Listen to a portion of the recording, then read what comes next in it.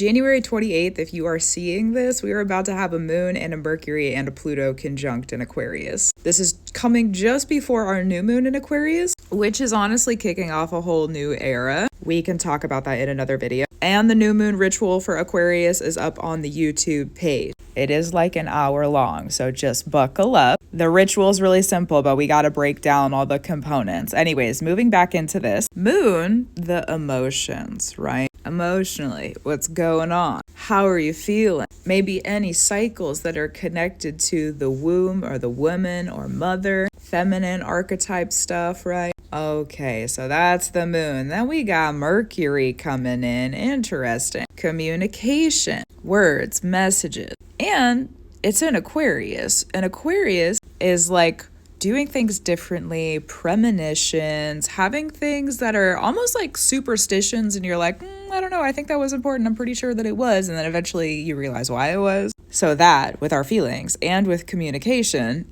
interesting, very, very, very, very interesting. And then we have Pluto, curious. Pluto is a lot of things. One of the ways that I sit with Pluto is that it is about power, for sure. It's also about life and death, like the transformation process. We love that. And Pluto is the study of the will. It's the study of our decisions, why we make them, where they come from, how are they ancestrally connected to us, and what are the impacts that those decisions and wills are going to have in the future.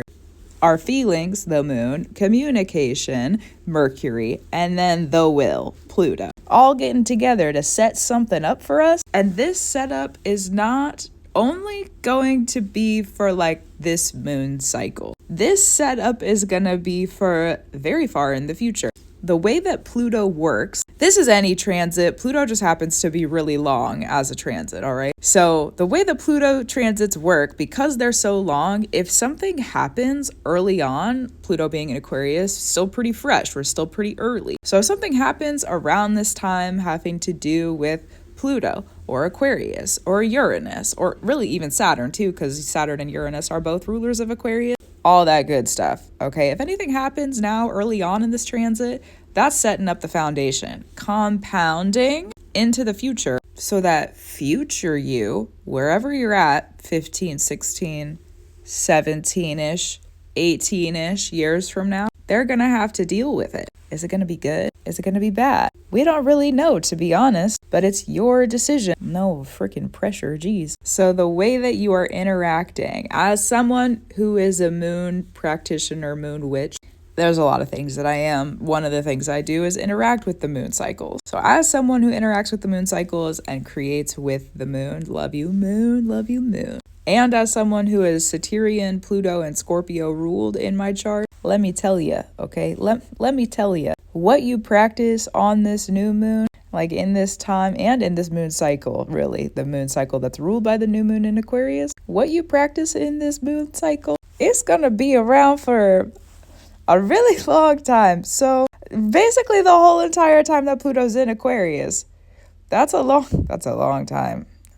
It may not be exactly directly like what you were asking for or what you were doing. Sometimes with Pluto, it's a little like sneaky, a little bit in the shadows, a little bit in the darkness, but still, we have really big implications coming from this moon. So during this January 28th conjunction that we're having with Mercury and the moon and Pluto at 1 degree in Aquarius, clock it for yourself.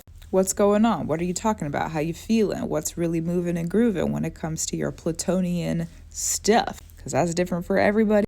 8th house, Pluto, Scorpio. You could look at Mars too, but that's going to be the 3 spaces to look at in your chart to see what's moving and grooving. Pluto, the 8th house, and Scorpio stuff.